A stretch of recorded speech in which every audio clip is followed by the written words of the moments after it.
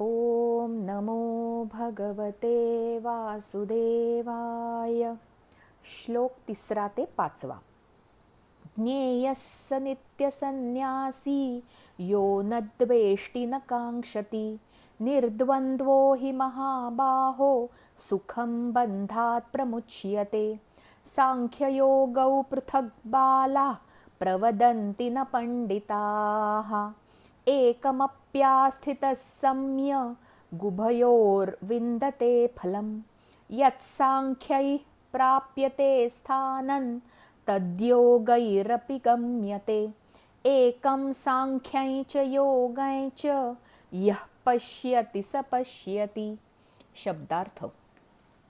हे महाबाहो अर्जुना, जो मनुष्य कोणाचा द्वेष करीत नाही आणि कशाची अपेक्षा करीत नाही तो कर्मयोगी नेहमीच संन्यासी समजावा. कारण रागद्वेष इत्यादी द्वंद्वांनी रहित असलेला मनुष्य सुखाने संसार बंधनातून मुक्त होतो. वर सांगितलेले संन्यास आणि कर्मयोग वेगवेगळी फळे देणारे आहेत असे मूर्ख लोक समजतात, पंडित नव्हेत. कारण दोहोंपैकी एकाच्या ठिकाणी सुद्धा उत्तम प्रकारे स्थित असलेला मनुष्य दोहोंचे फलस्वरूप असलेल्या परमात्म्याला प्राप्त होतो.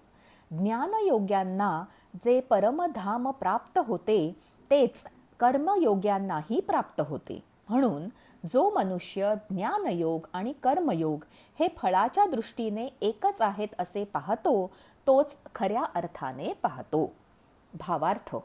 संसाराला बंधन म्हटले आहे. आपण संसारात अडकून पडतो, संसार आपल्याला अडकवत नाही. संसार सुरू झाला की संग्रह सुरू होतो. कर्तेपण आले की अहंकार येऊन चिकटतो. एखाद्या गोष्टीचा गर्व वाटल्यामुळे मान अपमानात अडकतो. वृथा अभिमान सगळी बुद्धी लयाला नेतो. शक्ती खर्च होते याची आपल्याला जाणीव होत नाही. मनाप्रमाणे झाले की आनंद, मनाविरुद्ध झाले की दुःख, या फेऱ्यात आपण फिरत राहतो. सुखामागे दुःख येतेच, पण ते आपण स्वीकारत नाही. कोणी चांगले म्हणत असेल तर कोणीतरी वाईट म्हणणारच. या गोष्टीचा स्वीकार केला तर संसार बंधन वाटत नाही. संसारातील कर्तव्य पार पाडून आनंदी आपण राहू शकतो. अपेक्षांचे ओझे मनावर घेतले नाही की मन प्रसन्न राहते.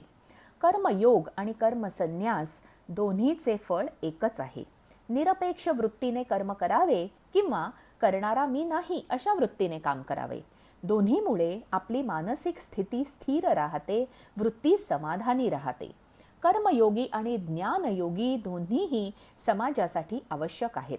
प्रगतिशील राहण्यासाठी नवीन माहिती मिळाली पाहिजे आणि ती अंमलातही आणली पाहिजे. यात तुलना करणे गैर आहे. दोन्ही गोष्टी परस्पर पूरक आहेत. समाज हा सर्व घटकांवर अवलंबून असतो, त्यात भेद करू नये. दरी पडली तर वाद होतात आणि यात शक्ती खर्च होते, प्रगती थांबते. हे ज्या समाजाला कळते तो आपापसातले भेद मिटवतो, प्रगती साधतो. फोडा आणि राज्य करा ही इंग्रजांची नीती आहे. एकीचे बळ मिळते फळ ही आपली शिकवण आहे. सर्व घटकांना घेऊन पुढे जाईल तो खरा नेता. घरातही मतभेद फार ताणू नयेत, त्यात आपले नुकसान असते. दुःखात आणि सुखातही एकमेकांना साथ द्यावी. मानले तर सुख, नाहीतर सगळे दुःखच. परमधाम म्हणजे तरी काय? आयुष्याचे सार्थक झाल्याचे समाधान. कर्तव्य नीट पार पाडले म्हणजे ते मिळते. आसक्ती सोडून केलेले कर्म असो किंवा करता करविता परमेश्वर आहे असे मानून केलेले कार्य असो, त्याने चित्तवृत्ती आनंदी राहतात. तू लहान मी महान म्हटले तरी आपण आहोत तेवढेच राहतो. कोणाच्या नजरेत आपण कसे आहोत यापेक्षा आपण कसे आहोत हे आपल्याला माहिती असते. जगाला फसवू शकतो पण आपल्या मनाला नाही. दुसऱ्यांच्या चुका शोधण्यात शक्ती वाया न घालवता आत्मचिंतन करेल तो शहाणा. श्लोक 6 आणि 7. संन्यासस्तु महाबाहो दुःखमाप्तुम योगतः योगयुक्तो मुनिर्ब्रह्म न चिरेणाधिगच्छति योगयुक्तो विशुद्धात्मा विजितात्मा जितेन्द्रियः सर्वभूतात्मभूतात्मा कुर्वन्नपि न लिप्यते. शब्दार्थ. परंतु हे महाबाहो अर्जुना, कर्मयोगाशिवाय मन, इंद्रिये व शरीर यांच्याकडून होणाऱ्या सर्व कर्मांच्या बाबतीत कर्तेपणाचा त्याग होणे कठीण आहे आणि भगवत स्वरूपाचे चिंतन करणारा कर्मयोगी परब्रह्म परमात्म्याला फार लवकर प्राप्त होतो.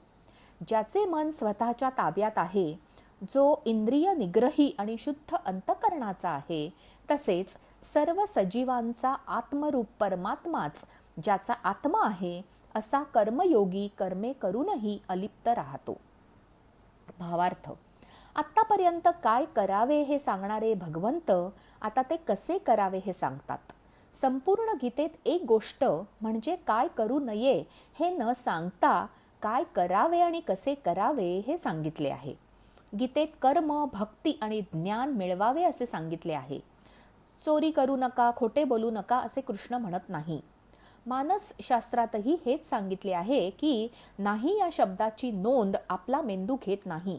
मेंदू गोंधळून जातो. त्यामुळे एकतर तो तटस्थ राहतो किंवा नाही शब्द वगळून ते वाक्य लक्षात ठेवतो. आपल्याला रोजच्या आयुष्यात हा अनुभव खूप वेळा येतो. पालक जे करू नको सांगतात तेच मुलं करतात, नाहीतर काहीच करत नाही. साधे उदाहरण घेऊ.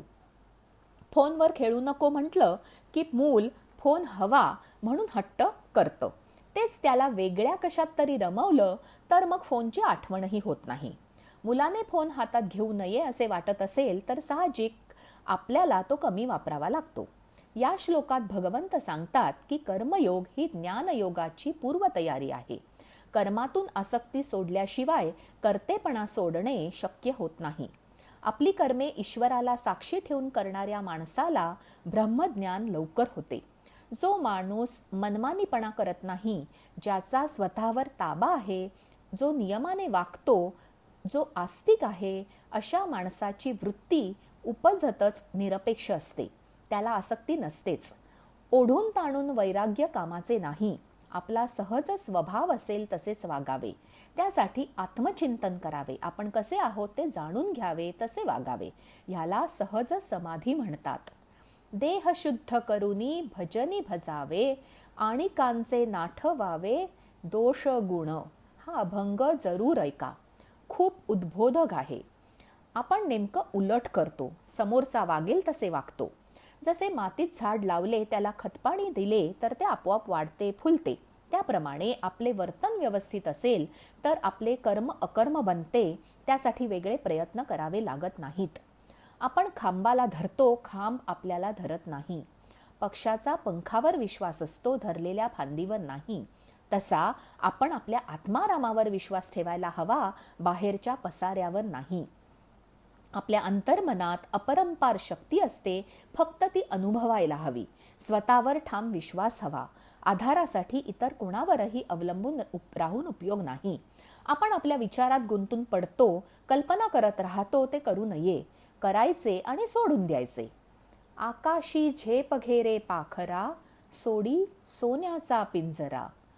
तुझ पंख दिले देवाने, कर विहार आनंदाने. आजचे निरूपण इतकेच. जय श्री कृष्ण.